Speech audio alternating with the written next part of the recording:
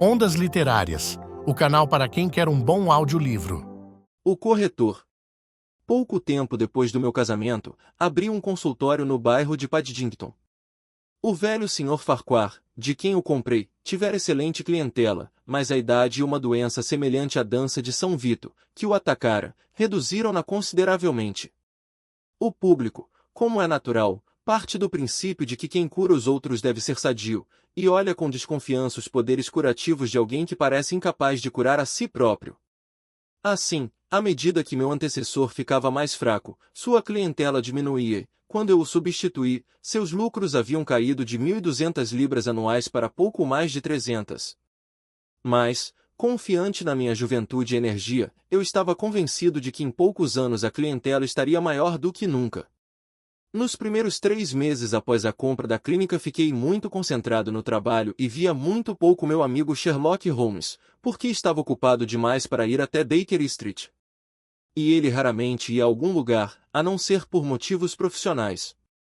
Portanto, fiquei surpreso quando, certa manhã de junho, enquanto lia-o depois do café, ouvi a campainha, seguida da voz alta e um tanto estridente do meu velho amigo. "Ah, meu caro Watson!" disse, entrando na sala. "Estou encantado em vê-lo. Espero que a senhora Watson esteja inteiramente recuperada das pequenas emoções ligadas à nossa aventura do... Estamos muito bem, obrigado, respondi, apertando-lhe efusivamente a mão. Sentando-se na cadeira de balanço, ele continuou. E espero também que a dedicação à clínica médica não tenha eliminado completamente o seu interesse pelos nossos problemas dedutivos. Pelo contrário, respondi. Ontem à noite estive relendo minhas antigas anotações, classificando alguns dos nossos resultados. Espero que não considere encerrada a sua coletânea. De modo algum. O que mais desejo é ter mais algumas dessas experiências. Hoje, por exemplo? Sim, hoje, se quiser. Mesmo que seja em Birmingham? Certamente. E os clientes? Atendo aos do meu vizinho quando ele viaja. Ele está sempre disposto a pagar a dívida. "Ah, tanto melhor!" exclamou Holmes recostando-se na poltrona e observando-me por entre as pálpebras semicerradas. "Noto que andou adoentado ultimamente. Resfriados de verão são sempre um tanto irritantes. Estive preso em casa por causa de um forte resfriado na semana passada. Mas pensei que tinha me livrado de todos os vestígios dele. E livrou-se. Parece muito saudável." "Então, como soube?" "Meu caro amigo, tenho os meus métodos." "Dedução?" "Certamente." "E como?" "Seus chinelos." Olhei para os chinelos novos de couro que eu estava usando. "Mas como?" Holmes respondeu antes que eu terminasse a pergunta. "Seus chinelos são novos. Não devem ter mais que algumas semanas. As solas que você me mostra no momento estão ligeiramente arranhadas. Primeiro pensei que se tinham molhado e depois queimado ao secar. Mas na parte interna há um pequeno círculo de papel com a marca do vendedor. A umidade o teria removido, é claro. Então você tem ficado com os pés estendidos para o fogo, o que alguém dificilmente faria, mesmo num mês de junho úmido como este, caso estivesse com a saúde perfeita." Como todos os raciocínios de Holmes, aquele era a própria simplicidade, depois que ele explicava. Leu o pensamento estampado no meu rosto e seu sorriso tinha um traço de amargura ao dizer. "Temo que eu me revele demais ao dar explicações. Resultados sem causas são bem mais impressionantes." "Está disposto a ir a Birmingham?" "É claro." "Qual é o caso?" "Você saberá no trem, meu cliente está esperando lá fora numa carruagem." "Pode sair agora?" "Um momento." Rabisquei um bilhete para o meu vizinho, fui explicar o caso à minha mulher e encontrei-me com Holmes no patamar de entrada. "Seu vizinho é médico?" perguntou, indicando com a cabeça a placa de bronze. "Sim." "Comprou a clínica, assim como eu." "Clientela antiga?" "Tão antiga quanto a minha." "Os 2 consultórios foram abertos logo que a casa foi construída." "Neste caso, você ficou com a melhor parte." "Creio que sim." "Mas como é que você sabe?" "Pelos degraus, meu rapaz." Os seus estão muito mais gastos que os dele. O cavalheiro que está na carruagem é meu cliente e se chama Hopcroft. Permita que o apresente.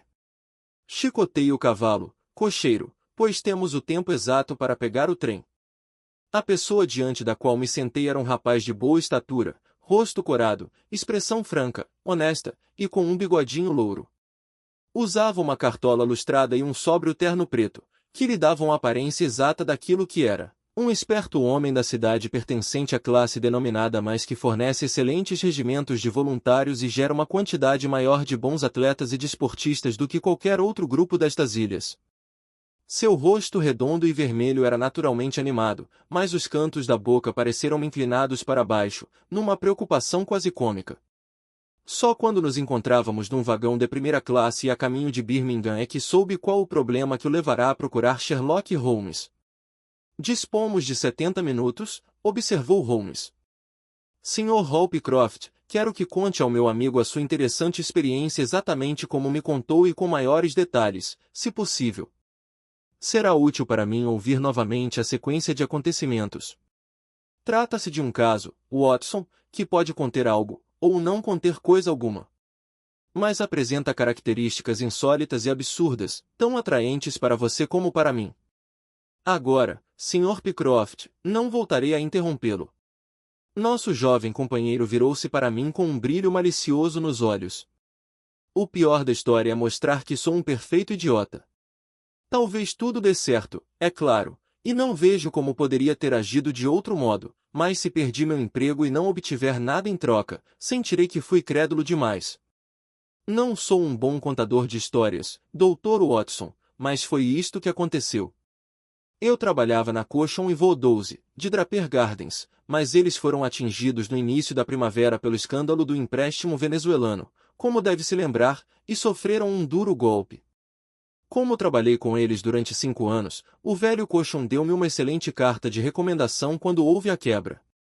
Mas é claro que todos nós, os corretores, fomos para a rua. Éramos 27. Tentei arranjar um emprego aqui e ali, mas havia muita gente no mesmo barco e passei por apertos durante algum tempo. Ganhava 3 libras semanais na Cochon e tinha economizado umas 70, mas gastei tudo rapidamente. Eu já estava sem saber o que fazer, mal conseguia dinheiro para comprar envelopes e pagar os selos para responder aos anúncios. Gastei as solas dos sapatos subindo escadas e parecia continuar tão longe de arranjar um emprego como no início. Finalmente descobri uma vaga em Mawson e Williams, a grande firma de corretagem de Lombard Street. Creio que corretagem não está entre os seus interesses, mas posso afirmar que se trata de uma das firmas mais prósperas de Londres. O anúncio devia ser respondido somente por carta. Enviei meu currículo e cartas de recomendação, mas sem qualquer esperança de conseguir o lugar. A resposta veio prontamente, dizendo que eu deveria me apresentar na segunda-feira seguinte e assumir logo, contanto que minha aparência fosse satisfatória. Ninguém sabe como funcionam essas coisas. Há quem diga que o gerente se limita a enfiar a mão na pilha de cartas e abrir a primeira que pegar. Seja como for, tive sorte e nunca me senti tão satisfeito na vida. O salário era 1 libra semanal acima do que eu ganhava e minhas obrigações eram mais ou menos as mesmas que tinha na Cochon. Chegamos agora à parte estranha do caso. Eu morava em Hampstead. Potters Terrace, 17 era o endereço. Bem, eu estava sentado, fumando, na noite em que me prometeram um emprego, quando minha senhoria subiu, trazendo um cartão que dizia, Arthur Piner, financista. Eu nunca ouvira este nome antes e não podia imaginar o que o sujeito queria, mas é claro que o convidei a subir. Era um homem de estatura mediana, cabelos, barba e olhos pretos, nariz um tanto recurvo. Caminhava com passos decididos e falava de modo incisivo, como alguém que conhecesse o valor do tempo. Sr. Hopcroft. Sim, senhor, respondi, convidando-o a sentar-se. Trabalhou ultimamente em Cochon e Voldose? Sim, senhor. E pertence agora à equipe da Mawson? Exatamente. Bem, o fato é que ouvi histórias extraordinárias a respeito do seu talento financeiro. Lembra-se de Parker, que foi gerente da Cochon? Ele fala nisso com frequência. Claro que fiquei satisfeito ao ouvir isto. Sempre fui bastante ativo no escritório, mas nunca imaginei que se comentasse na cidade a meu respeito em termos elogiosos. Tem boa memória? Razoável, respondi modestamente. Ficou em contato com o mercado enquanto esteve desempregado? Claro. Lia diariamente as cotações da Bolsa de Valores. Isso mostra verdadeira dedicação. É assim que se próspera. Importa-se que eu faça um teste? Vejamos, como estão as? Entre 106 e 105 e 1/4. IA, 104. IA. Entre 7 e 7,6. Maravilhoso, exclamou, com um gesto exuberante. Isto comprova tudo o que me disseram. Rapaz, você é bom demais para ser um simples corretor da Mawson. Isso me surpreendeu, como vocês podem imaginar. Eu disse. Tem gente que não pensa exatamente como o senhor. Foi com muita dificuldade que consegui o emprego e estou muito satisfeito com ele. Ora, rapaz, voe mais alto. Não está no seu verdadeiro elemento. Vou dizer o que penso a respeito. O que tenho a oferecer é pouco diante da sua capacidade, mas comparado ao que lhe oferece a Mawson, é como a noite para o dia. Vejamos. Quando começará a trabalhar lá? Na segunda-feira. Vou arriscar uma pequena aposta, você não irá para lá. Não vou trabalhar na Mawson? Não, senhor. Nesse dia será o gerente financeiro da companhia Franco Midland Hardware Limitada, com 134 filiais em cidades e aldeias da França, sem contar uma em Bruxelas e outra em San Remo. Aquilo me tirou o fôlego. Nunca ouvi falar nessa companhia, respondi. É bem provável. O negócio funciona discretamente porque o capital é inteiramente privado e a coisa é atraente demais para ser aberta ao público. Meu irmão, Harry Piner, é o responsável e tem o cargo de diretor-gerente. Ele sabia que eu tinha conhecimento do meio aqui na cidade e pediu-me que escolhesse um bom elemento, um rapaz decidido, cheio de vigor. Parker falou-me a seu respeito e é por isso que estou aqui. Só podemos oferecer-lhe uns míseros 500 para começar. 500 por ano, exclamei. Só para começar, mas ganhará uma comissão de 1% sobre o total dos negócios realizados pelos nossos agentes e garanto-lhe que o montante será superior ao seu salário. Mas eu não sei nada sobre o comércio de ferragens. Ora, rapaz, você entende de finanças. Eu estava tonto, mal conseguia ficar sentado na cadeira. Mas, de repente, ocorreu-me uma dúvida. Serei franco, eu disse. A Mawson ofereceu-me apenas 200, mas representa segurança. Além disso, sei tão pouco a respeito de sua companhia que... Ah! Rapaz esperto, ele exclamou, encantado. É exatamente a pessoa que procuramos. Não se deixa convencer logo de saída e tem toda a razão. Aqui está uma nota de 100 libras. Se achar que podemos trabalhar juntos, guarde-a no bolso como adiantamento de salário. É uma bela quantia. Quando devo assumir o cargo? Esteja em Birmingham amanhã às 13 horas. Tenho aqui no bolso um bilhete que deverá entregar ao meu irmão. Você o encontrará na Corporation Street, 126B, onde estão localizados os escritórios provisórios da firma. É claro que ele precisa confirmar o seu contrato. Mas, cá entre nós, tudo correrá bem. Não sei como agradecer, Sr. Piner. Nem pense nisso, meu rapaz. Você merece. Há 2 pequenos detalhes, simples formalidades, que preciso acertar com você. Tem papel por aí? Escreva, por favor, estou inteiramente disposto a trabalhar como gerente financeiro da companhia Franco Midland Hardware Limitada, pelo salário de 500 libras. Fiz o que ele pediu e o Sr. Piner guardou o papel no bolso. Mais um detalhe. O que pretende fazer a respeito do emprego na Mawson? Estava tão contente que já tinha esquecido da Mawson. Vou escrever dizendo que desisto. É exatamente o que não quero que faça. Tive uma discussão a seu respeito com o gerente da Mawson. Fui até lá para indagar a seu respeito e ele teve uma atitude muito grosseira, acusando-me de afastá-lo da firma etc. Acabei perdendo a paciência. Se querem bons elementos, precisam pagar à altura, eu disse. Ele vai preferir o nosso pequeno salário à sua remuneração exagerada, replicou o gerente. Aposto 5 que ele aceitará minha oferta e vocês nunca mais ouvirão falar nele. Combinado. Nós o tiramos da sarjeta e ele não nos deixará com tanta facilidade. Foi exatamente o que ele disse. Que miserável, exclamei. Nunca o vi na minha vida. Por que daria preferência a ele? Não escreverei coisa alguma, se preferir assim. Ótimo. Prometido, ele se levantou. Estou encantado por ter conseguido um elemento tão bom para meu irmão. Aqui estão a carta e as 100 libras adiantadas. Tome nota do endereço, Corporation Street, 126B. E não esqueça que a entrevista é amanhã às 13 horas. Boa noite. Desejo-lhe toda a sorte que merece. Foi o que se passou entre nós, que eu me lembre. Pode imaginar como estava satisfeito, Dr. Watson. Que sorte extraordinária!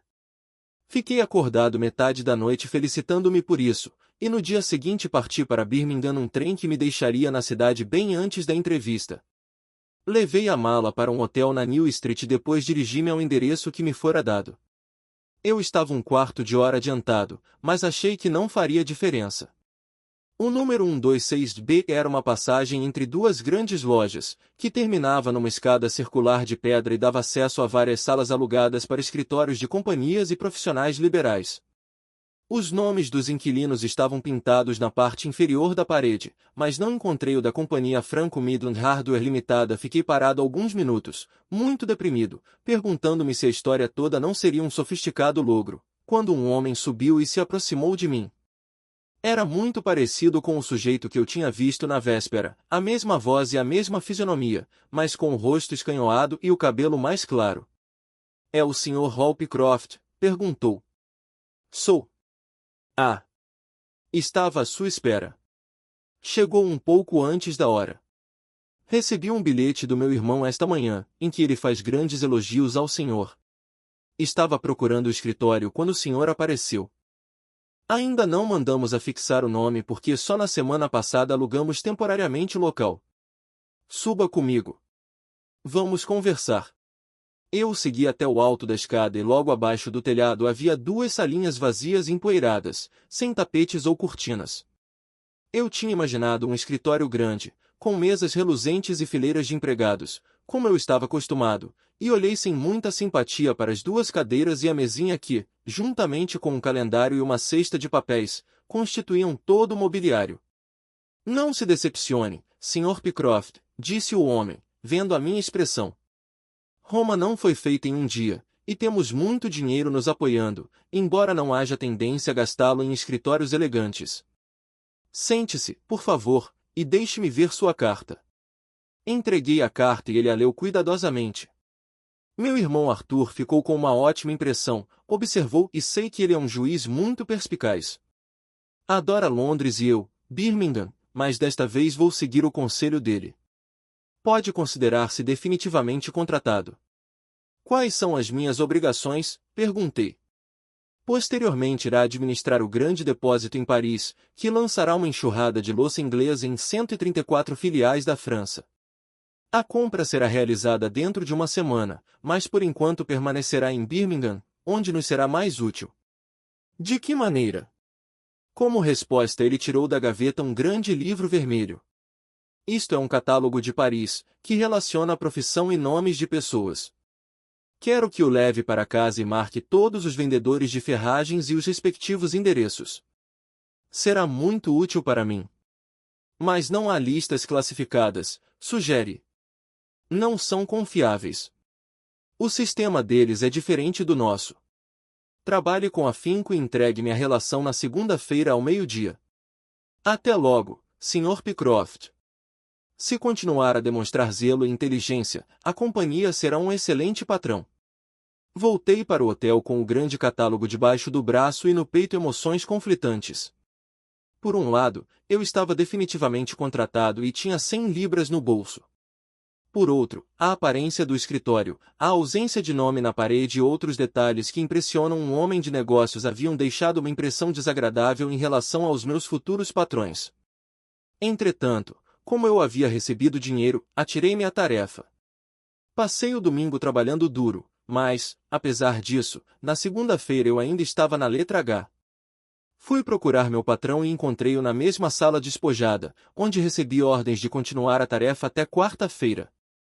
Na quarta ainda não havia terminado, de modo que prossegui até a sexta, isto é, ontem. E então levei a lista ao Sr. Harry Pinner. Muito obrigado. Compreendo a dificuldade da tarefa. Esta relação será de grande ajuda material. Exigiu algum tempo, observei. E agora quero que faça uma lista das lojas de móveis, porque todas também vendem louças. Está bem. Apareça amanhã às 19 horas para me informar do andamento do trabalho. Não se mate de trabalhar. Algumas horas no Das Music Hall à noite não o prejudicariam. Ele riu ao falar e percebi com um arrepio que um dos seus dentes incisivos havia sido muito mal obturado com ouro. Sherlock Holmes esfregou as mãos, encantado, e eu olhei com espanto para o nosso cliente. Não admira que se surpreenda, Dr. Watson, mas foi assim. Quando conversei com o outro sujeito em Londres, e ele riu porque eu não iria trabalhar na Mawson, notei nele um dente obturado com ouro de maneira idêntica. Foi o brilho do ouro que chamou minha atenção nas duas vezes, compreende? Juntando isso ao fato de a fisionomia e voz serem as mesmas e as únicas coisas diferentes podiam ser conseguidas facilmente com uma navalha ou uma peruca, não pude duvidar de que se tratava do mesmo homem. Espera-se que irmãos sejam parecidos, é claro, mas não a ponto de terem um dente obturado da mesma maneira. Despedi-me dele e me vi na rua completamente aturdido, sem saber o que fazer. Voltei ao hotel, mergulhei a cabeça numa bacia de água fria e tentei raciocinar. Por que ele me enviará de Londres a Birmingham? Por que chegará ali antes de mim? Por que havia escrito uma carta para si mesmo? Era demais para mim. Não consegui compreender coisa alguma. De repente, lembrei-me, o que para mim era obscuro seria claro para o Sr. Sherlock Holmes. Só tive tempo de tomar o trem noturno, conversar com ele esta manhã e trazê-los comigo a Birmingham. Houve um silêncio depois que o corretor acabou de contar sua experiência surpreendente. E então, piscando para mim, Sherlock Holmes recostou-se na poltrona com ar satisfeito, mas expressão crítica, lembrando um que acabasse de tomar o primeiro gole de um vinho raro. Excelente, não acha, Watson? Há detalhes que me agradam. Creio que uma entrevista com o Sr. Arthur Pinner, no escritório provisório da companhia Franco Midland Hardware Limitada, seria uma experiência interessante para nós dois. Você não concorda? Mas como? Perguntei. Muito fácil, disse Hopcroft alegremente. Os dois são amigos meus à procura de emprego. Nada mais natural que levá-los ao diretor administrativo. Exatamente. É claro. Disse Holmes. Gostaria de dar uma olhada no cavalheiro e ver se descubro qual é o jogo dele. Que talentos tem você, meu amigo, que tornam tão valiosos os seus serviços? Ou será possível que... Começou a roer as unhas com olhos fixos na janela, e não lhe arrancamos uma só palavra até chegarmos a New Street. Às 19 horas, nós três percorremos a Corporation Street, a caminho do escritório da companhia. É inútil chegar antes da hora, disse o nosso cliente. Aparentemente ele só vai até lá para falar comigo porque o local fica deserto até a hora marcada. Sugestivo, observou Holmes. Foi o que eu disse. Exclamou o rapaz. Lá vai ele caminhando à nossa frente. E apontou para um homem baixo, bem vestido, que andava apressado do outro lado da rua. Observamos que ele estava olhando para um garoto que anunciava a última edição de um vespertino e, correndo entre carruagens e ônibus, comprou um exemplar. Então, segurando o jornal com firmeza, desapareceu numa porta. Lá vai ele! Exclamou Hopcroft. É naquele prédio que fica o escritório da companhia. Venham comigo. Vou esclarecer o caso com a maior facilidade. Seguindo, subimos 5 andares e nos encontramos diante de uma porta entreaberta, a qual o nosso cliente bateu. Uma voz convidou-o a entrar e penetramos numa sala despojada, sem mobília, exatamente como Hopcroft havia descrito. Na única mesa estava sentado o homem que tínhamos visto na rua, com o jornal aberto à sua frente. Quando ergueu o rosto, tive a impressão de que nunca vira fisionomia tão marcada pela dor. E algo além da dor, um horror que poucos homens sentem durante a vida. Tinha a testa coberta de suor, as faces pálidas como a barriga de um peixe, olhos desvairados, fitando sem ver. Olhou para o rapaz como se não o reconhecesse e vi, pela surpresa estampada no rosto do nosso cliente, que aquela não era, absolutamente, a aparência habitual do seu chefe. Parece doente, Sr. Piner, exclamou. De fato, não estou me sentindo bem, ele respondeu, fazendo um esforço evidente para se controlar e umedecendo os lábios secos enquanto falava. Quem são estes senhores que o acompanham?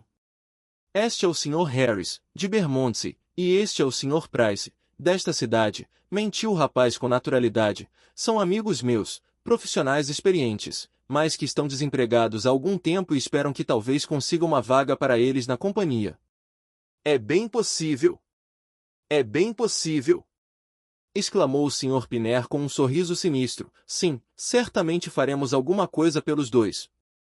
Em que ramo trabalha, Sr. Harris? Sou contador, respondeu Holmes.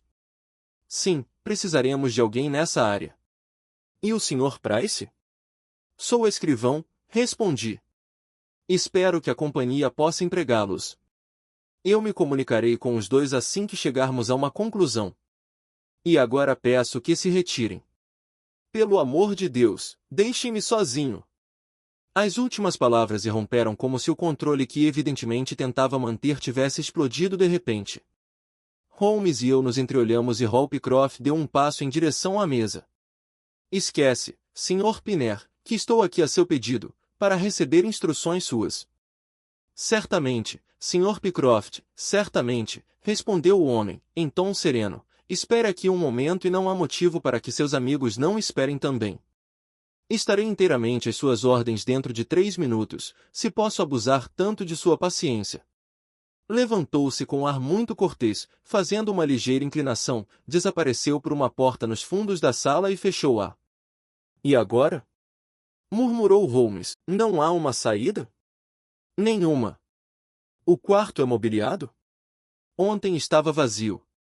Então, o que ele estará fazendo? Há algo que não compreendo neste caso. Se existe alguém louco de terror, esse homem é Piner. Por que está apavorado? Suspeita que somos detetives, sugere. É isso, concordou Pycroft. Holmes meneou a cabeça. Ele não empalideceu. Já estava pálido quando entramos na sala. É possível que... Foi interrompido por ásperas batidas vindas do quarto ao lado. Por que diabo estará batendo na própria porta? Exclamou o rapaz. As batidas repetiram-se, muito mais fortes. Ficamos olhando para a porta e esperamos. Ao olhar para Holmes, percebi que seu rosto se tornava rígido e ele se inclinava para a frente, profundamente interessado. De repente ouvimos um gorgolejo surdo e uma batida de madeira sobre madeira. Holmes atravessou a sala de um salto e empurrou a porta. Estava fechada por dentro. Seguindo-lhe o exemplo, atiramo-nos contra ela com todo o nosso peso. Uma das dobradiças cedeu, depois a outra, e a porta caiu com estrondo. Passando sobre ela, entramos no quarto. Estava vazio. Mas só nos detivemos por um instante. No canto mais próximo da sala de onde havíamos saído, havia uma segunda porta. Holmes correu para ela e escancarou-a. Um casaco e um colete estavam no chão e de um gancho atrás da porta, o pescoço enrolado em seu próprio suspensório, pendia o diretor administrativo da companhia Franco Midland Hardware Limitada. Tinha os joelhos encolhidos e a cabeça caída num ângulo horrível em relação ao corpo. A batida de seus calcanhares contra a porta fora o ruído que interrompera nossa conversa. No mesmo instante segurei-o pela cintura e levantei-o, enquanto Holmes e Pycroft desatavam um elástico que havia desaparecido entre as dobras lívidas da pele. Em seguida, nós o carregamos para outra sala, onde ficou deitado, rosto cinzento, respirando através de lábios arroxeados, medonha ruína do que fora 5 minutos antes. O que acha do estado dele, Watson? Perguntou Holmes. Inclinei-me e examinei-o. O pulso estava fraco e intermitente, mas a respiração começava a regularizar-se. As pálpebras estremeceram, revelando uma nesga branca do globo ocular. Escapou por um triz, falei. Mas escapou. Abram aquela janela e passem-me a garrafa d'água. Abri o colarinho, despejei água fria sobre o rosto e movimentei-lhe os braços até que ele respirou longamente, um hausto natural. Agora é uma questão de tempo, disse, virando-lhe as costas. Holmes estava ao lado da mesa, as mãos enfiadas nos bolsos da calça, cabeça inclinada. Acho que devemos chamar a polícia, disse. Mas confesso que gostaria de apresentar um caso completo quando ela chegar. Para mim é um mistério total, disse Pycroft, coçando a cabeça. Por que me trouxeram até aqui depois? Ora, tudo isso está bem claro, disse. O que importa é este último gesto inesperado. Então, compreende o resto? Creio que é bastante óbvio. O que acha, Watson? Dei de ombros. Devo confessar que não entendi nada. Se você considerar os acontecimentos desde o início, eles apontam para uma conclusão. O que é que você pensa a respeito? Bem, a história gira em torno de 2 pontos. O primeiro foi fazer Pycroft escrever uma declaração segundo a qual ele estava a serviço desta companhia absurda. Não percebe como isso é sugestivo? Confesso que não entendo. Por que queriam que ele fizesse isso? Não se trata de negócios, porque esses acordos geralmente são verbais e não havia nenhum motivo para que este fosse uma exceção. Não percebe, meu jovem amigo, que estavam muito ansiosos para obter uma amostra da sua caligrafia e que não tinham outra maneira de consegui-la. Mas por quê? Exatamente. Por quê? Quando respondermos a essa pergunta, teremos feito algum progresso em relação ao nosso probleminha. Só pode haver um motivo. Alguém queria aprender a imitar a sua caligrafia e primeiro precisava conseguir uma amostra. E agora, se passarmos ao segundo ponto, descobriremos que cada qual lança sobre o outro uma nova luz. Esse ponto é o pedido de Piner para que não avisasse que desistira do emprego, deixando o gerente daquela firma importante na expectativa de que um certo Sr. Hall Pycroft, que ele não conhecia, começaria a trabalhar no escritório a partir de segunda-feira. Meu Deus! Exclamou nosso cliente. Como fui cego! Percebe agora o motivo do bilhete manuscrito. Suponhamos que alguém surgisse no seu lugar, escrevendo com uma caligrafia inteiramente diferente da do rapaz que se apresentará para o cargo. É claro que o jogo estaria perdido. Mas, no intervalo, o bandido aprenderia a imitar a sua caligrafia, e garantiria o emprego, já que, como presumo, ninguém o conhece naquela firma. Ninguém, gemeu Hall Pycroft. Muito bem. Claro que era da maior importância impedi-lo de mudar de ideia e também entrar em contato com alguém que poderia dizer-lhe que uma pessoa com o seu nome trabalhava nos escritórios da Mawson. Portanto, deram-lhe um bom adiantamento de salário e enviaram-no para as Midlands, onde o sobrecarregaram de trabalho para impedi-lo de ir a Londres, onde poderia descobrir a jogada. Tudo isso está bastante claro. Mas por que este homem fingiria ser seu próprio irmão? Isto também é bastante claro. Evidentemente só há 2 pessoas no golpe. A outra está trabalhando no seu lugar na Mawson. Esta agia como intermediário até descobrir que precisaria admitir uma terceira pessoa no jogo para ser o seu patrão, o que ele não estava nem um pouco inclinado a fazer. Modificou a aparência o mais possível e esperou que a semelhança que você não poderia deixar de notar seria atribuída a traços de família. Não fosse o feliz acaso da obturação de ouro, suas suspeitas nunca se concretizariam. Hall Pycroft agitou no ar os punhos fechados. Meu Deus! Enquanto fui enganado, o que estará o outro Hall Pycroft fazendo na Mawson? Que providência devemos tomar, Sr. Holmes? Diga-me o que fazer. Precisamos telegrafar para a Mawson. Só trabalham até meio-dia aos sábados. Não importa. Talvez haja algum porteiro ou empregado. Ah, sim. Eles mantêm um guarda permanente por causa do valor das ações com que lidam. Lembro-me de ouvir esse comentário no centro financeiro da cidade.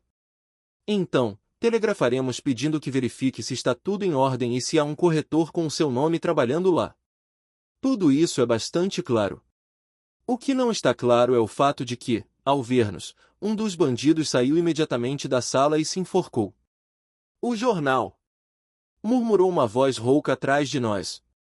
O homem estava sentado, pálido e desfeito, mas de olhar consciente. Suas mãos esfregavam nervosamente a tira vermelha que envolvia seu pescoço. O jornal! É claro! Exclamou Holmes, muito agitado. Como sou idiota! Pensei tanto na nossa visita que me esqueci do jornal. O segredo está lá, com certeza. Estendeu-o sobre a mesa e soltou uma exclamação de triunfo.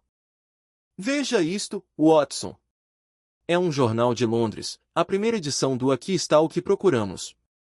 Veja a manchete. Crime no centro da cidade. Assassinato na Mawson e Williams. Tentativa de roubo gigantesco. Captura do criminoso. Tome, Watson. Estamos todos ansiosos para ouvir a história. Tenha a bondade de lê-la em voz alta. Pelo destaque que o jornal dera, parecia ser o acontecimento de maior importância na cidade. A matéria dizia o seguinte: uma desesperada tentativa de roubo, culminando na morte de um homem e na captura do criminoso, ocorreu esta tarde na cidade. Há algum tempo a Mawson e Williams é depositária de títulos que chegam a um total de mais de 1 milhão de libras esterlinas. O gerente estava tão consciente da sua responsabilidade, consequência dos grandes interesses em jogo, que havia encomendado cofres do último tipo e havia um guarda armado dia e noite no prédio. Consta que na semana passada um novo empregado, chamado Hall Pycroft, foi contratado pela firma. Essa pessoa era ninguém menos que Bedington, o famoso falsário e estelionatário que, juntamente com o irmão, acaba de cumprir pena de 5 anos. Usando de meios que ainda não foram esclarecidos, conseguiu obter, com um nome falso, um cargo oficial no escritório, utilizando-o para conseguir moldes de diversas chaves e conhecer a posição da casa-forte e dos cofres.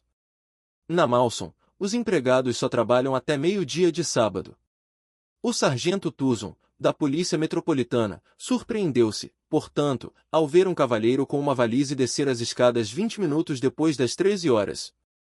Desconfiado, o sargento seguiu e, com a ajuda do cabo Pollock, conseguiu prendê-lo, após uma resistência desesperada. Imediatamente ficou claro que um roubo audacioso e gigantesco fora cometido. Quase 100 mil libras em títulos de estradas de ferro americanas, além de um grande número de ações de Minas e outras companhias, foram encontrados na pasta. Ao examinarem o local, descobriram o corpo do infeliz vigia dobrado e atirado dentro do cofre maior, onde só seria encontrado na segunda-feira de manhã, não fosse a pronta ação do sargento Tuzon. O crânio da vítima havia sido despedaçado com um golpe dado pelas costas. Não podia haver dúvida de que Bedington conseguirá entrar alegando ter esquecido alguma coisa. Depois de assassinar o vigia, fez uma rápida limpeza no cofre maior e saiu com o produto do roubo. Seu irmão, que em geral trabalha com ele, aparentemente não participou deste golpe, embora a polícia esteja fazendo investigações para descobrir o seu paradeiro. Bem, pouparemos à polícia algum trabalho neste sentido, disse Holmes, olhando para a fisionomia transtornada do homem encolhido junto à janela. A natureza humana é estranhamente complexa, Watson. Veja que até mesmo um vilão e assassino é capaz de inspirar afeto, a ponto de o irmão tentar suicidar-se ao saber que ele está ameaçado. Mas não temos escolha quanto à maneira de agir. O Dr. Watson e eu ficaremos de guarda, Sr. Pycroft, se quiser ter a bondade de chamar a polícia. Obrigado por assistir. Se esse conteúdo lhe foi útil, deixe um like, se inscreva no canal e que Deus te abençoe.